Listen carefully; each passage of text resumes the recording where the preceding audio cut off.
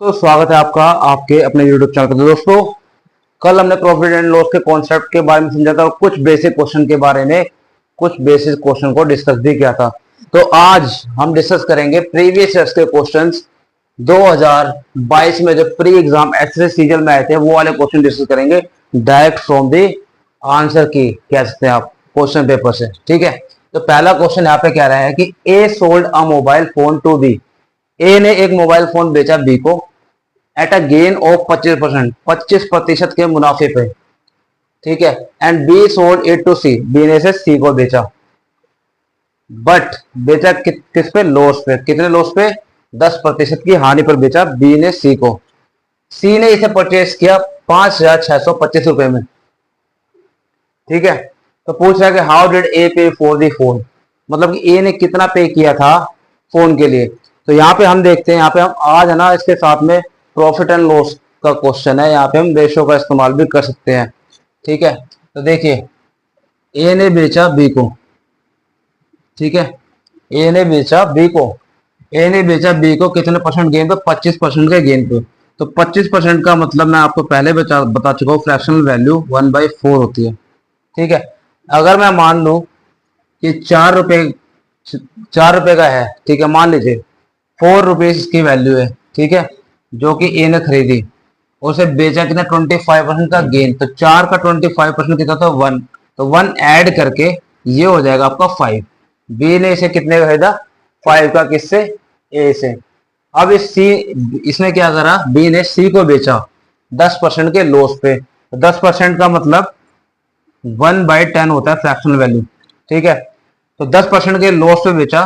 तो 10 रुपए का था मान लीजिए, और इसने इसको बेचा 10% का लॉस, मतलब कि 10 रुपए 1 रुपए का लॉस, 9 रुपए का बेचा। ठीक है, अब ये हो गया आपका रेशो।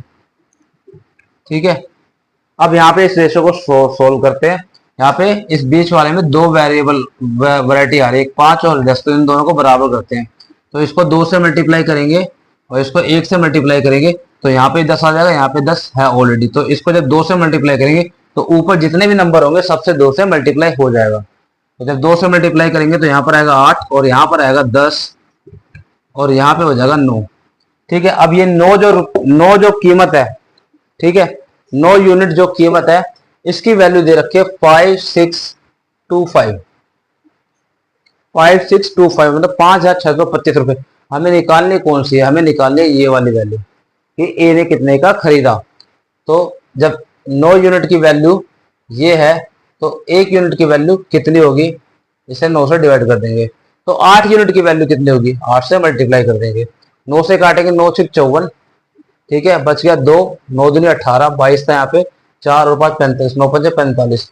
8 से मल्टीप्लाई करेंगे, 8 से 48 और 25 हटे 200, यानी कि 4800 प्लस 200, 5,000 रुपए आपका राइट आंसर होगा, ऑप्शन नंबर ए। ठीक है, तो चलिए चलते हैं अगले क्वेश्चन पे। तो अब देखते हैं क्वेश्चन नंबर दूसरा। क्वेश्चन नंबर दूसरा क्या कह रहा है कि the profit on by selling an article for ₹832। जो प्रॉफिट अर्न किया जाता है, यहाँ पे अर्न लिखा है भाई, जो प्रॉफिट अर्न किया जाता है, जो प्रॉफिट प्राप्त होता है 832 रुपए का एक आर्टिकल बेचने पे, ठीक है, उतना ही लॉस परसेंटेज हो जाता है, लॉस हो जाता है उस आर्टिकल को 448 रुपए का बेचने पे। मतलब कि एक आर्टिकल है जिसे 832 रुपए का अगर बेचा जाए तो जितना प्रॉफिट होता है उतनी ही हानि हो जाती है अगर उस आर्टिकल को 448 रुपए का बेचा जाता है। पूछ रहा है कि what will be the selling price of the article if it is sold at 10% loss. तो पूछ रहा है कि सेलिंग प्राइस क्या होगा अगर इसे 10% के लॉस पे बेचा जाए। तो सबसे पहले जो उसने बोला कि 832 रुपए का जब बेचा जाता है तो उसे कुछ प्रॉफिट होता है। ठीक है, मान लो कुछ भी, जैसे कि मान लो x। ठीक है, इसका यूज नहीं होगा पर फिर बता रहा हूं। और उसे 448 का बेचा जाता है तो उसे लॉस होता है। यहाँ पे प्लस एक्स हो रहा है, यहाँ माइनस एक्स हो रहा है। ठीक है, लॉस। अब मैं ये जानना चाहता हूँ कि इसका कॉस्ट प्राइस है कितना।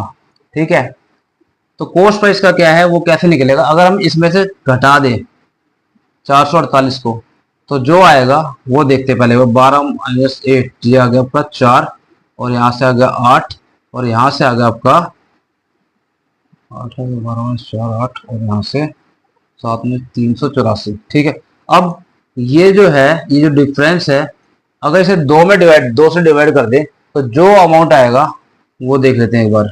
2 से डिवाइड करेंगे तो ये आएगा 2 एकम 2 19 और 192।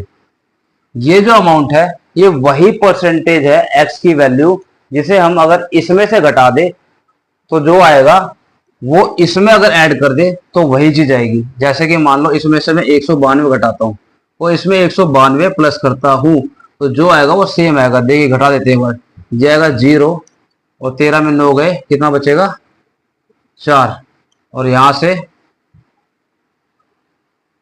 8 में से 640। ठीक है, अब इसमें अगर जोड़ दे तो 8 2 10, 4 और 9 13, सॉरी 4 और 9 13 और 1 14 और 4 और 5 और 1 6 640। ठीक है, तो ये वो सेलिंग प्राइस है। अगर इस पे इस सेलिंग प्राइस, ये जो कोस्ट प्राइस है, ये जो वो कोस्ट प्राइस है, अगर इस कोस्ट प्राइस को इस सेलिंग प्राइस पे बेच रहा है तो प्रॉफिट होगा 192 का, और अगर इस सेलिंग कोस्ट प्राइस को इस सेलिंग प्राइस पे बेच रहा है तो लॉस होगा 192 रुपए का। ठीक है, तो ये आ गया आपका कोस्ट प्राइस यानी कि सीपी। अब हमें निकालना है सेलिंग प्राइस जब हम 10% का लॉस पे बेचेंगे उसे, तो 640 का 10% निकालेंगे और उसे उसमें से लेस कर देंगे। तो 640 का 10% कितना होगा 64। 64 माइनस करेंगे 640 में से तो ये आएगा आपका 6 और यहां से आएगा 13 में 6 गए 7। ठीक है, और यहाँ पे आएगा 1 576। 576 आपका राइट आंसर होगा, ऑप्शन नंबर ए। चलिए चलते हैं अगले क्वेश्चन। तो आप देखते हैं question number third. Question number third क्या कह रहा है कि a person sold an article at a loss of 18%. Had he sold for rupees 960 more, he would have gained 12%. If the article is sold for rupees 3840, then how much the profit percentage? कह रहा है कि एक बंदे ने एक article को बेचा, कितना 18% की हानि पर बेचा। अगर वो उसे 960 रुपए ज्यादा में बेचता तो उसे 12% का मुनाफा होता। वही आर्टिकल अगर वो 3840 रुपए का बेचता है या बेचेगा तो उसे कितने प्रतिशत का प्रॉफिट होगा, ये आपको बता रहा है। तो यहाँ पे देखिए, यहाँ पे कह रहा है कि पहले केस में 18% का लॉस हो रहा है, दूसरे केस में जब उसमें प्लस 960 ऐड होता है इसमें तो क्या होता है कि 12% का प्रॉफिट हो जाता है। ठीक है, 18% का लॉस और 12% का प्रॉफिट। ठीक है, ये जो है 960 के बराबर होगा, क्योंकि जब ये जो 18% का लॉस हुआ और उसमें 960 रुपए ऐड किया तो 12% का प्रॉफिट हुआ। तो ये वाला 18% यहां से और ये वाला 12% यहां से जुड़ के होगा 30%, जिसकी वैल्यू दी गई है 960 के बराबर। तो 100% कितना होगा, ये होगा 960 डिवाइड बाई 30 इंटू में 100। इसे इससे काटेंगे, ये हो जाएगा आपका 3 3 3 दूनी 6 3200 रुपए, जो कि होगी आपकी cost price of that article. ठीक है, कॉस्ट प्राइस आ गई है। तो अब निकालना है हमें कि 3840 रुपए का बेचा जाए तो उसे कितना प्रॉफिट होगा। सेलिंग प्राइस 3840 रुपए का, कॉस्ट प्राइस 3200 रुपए का, तो डिफरेंस कितना आया 640 रुपए का। प्रॉफिट परसेंटेज हो रहा है 640, प्रॉफिट हो रहा है 640 रुपए का, परसेंटेज निकालेंगे तो कैलकुलेट किस पे होगा, कॉस्ट प्राइस पे 3200 पे इंटू में 100। इससे इसको काटेंगे, 0 से इसको काटेंगे, 32 दूनी 64 होता है, तो ये आएगा आपका 20% राइट आंसर, यानी कि ऑप्शन नंबर सी आपका राइट आंसर होगा। चलिए चलते हैं क्वेश्चन नंबर 4 पे। तो अब देखते हैं क्वेश्चन नंबर चौथा। क्वेश्चन नंबर चौथा क्या कह रहा है कि the mark price of an article is rupees 625। एक आर्टिकल का प्राइस, उसको जो मार्क किया गया, उस पर जो लिखा गया, उसका जो लिस्टेड प्राइस है, सूची मूल्य जो है वो 625 रुपए है। After allowing a discount of 32%, 32% की छूट करने के बाद ऑन द मार्क प्राइस पे 32% की छूट करने के बाद there was a profit of 25 rupees, 25 रुपए का प्रॉफिट होता है मार्क प्राइस पे 32% का छूट करने के बाद, डिस्काउंट देने के बाद भी।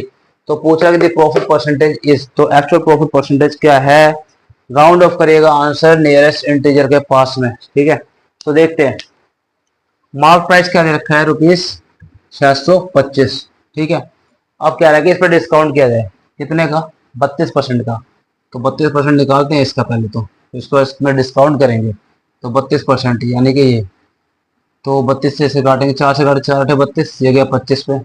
ठीक है, 25 से इसको काटेंगे, 25 का स्क्वायर होता है 625, तो 25 पे जाएगा और ये आपस में मल्टीप्लाई होंगे और ये आएगा आपका 200। ठीक है, तो 625 का 32% हो गया 200। तो कितना बचा डिस्काउंट, ये डिस्काउंटेड प्राइस है। ठीक है, डिस्काउंट इतने रुपए का हुआ है, तो 625 माइनस 200, ये हो गया आपका 425। अब क्या रहा है कि 25 डिस्काउंट देने के बाद भी 25 रुपए का प्रॉफिट है, ये जो है सेलिंग प्राइस आया। ठीक है, तो 25 रुपए का प्रॉफिट है, तो 25 रुपए इसमें से घटाएंगे, माइनस 25, और ये आ गया आपका 400। अब ये क्या चीज आई है, ये आया आपका कॉस्ट प्राइस यानी कि क्रय मूल्य।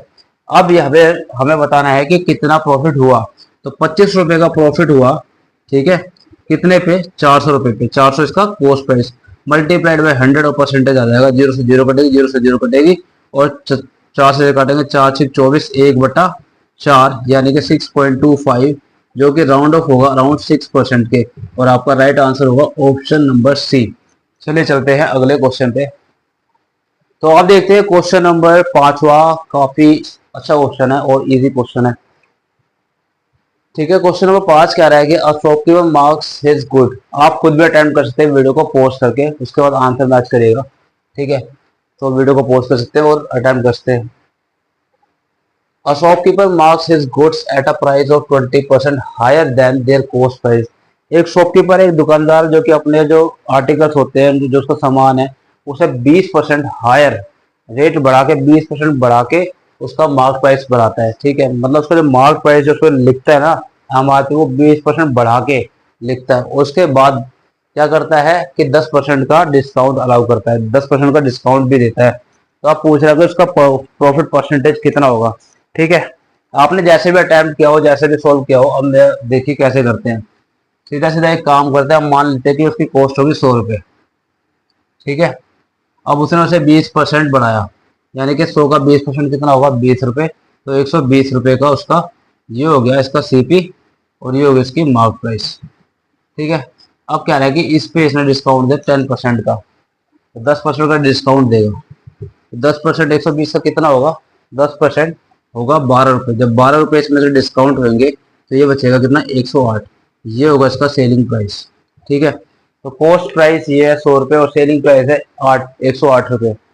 तो इन दोनों का डिफरेंस क्या है, उसका प्रॉफिट परसेंटेज कितने का डिफरेंस है, 108 माइनस 8, सॉरी 100, तो ये होगा 8 रुपये का।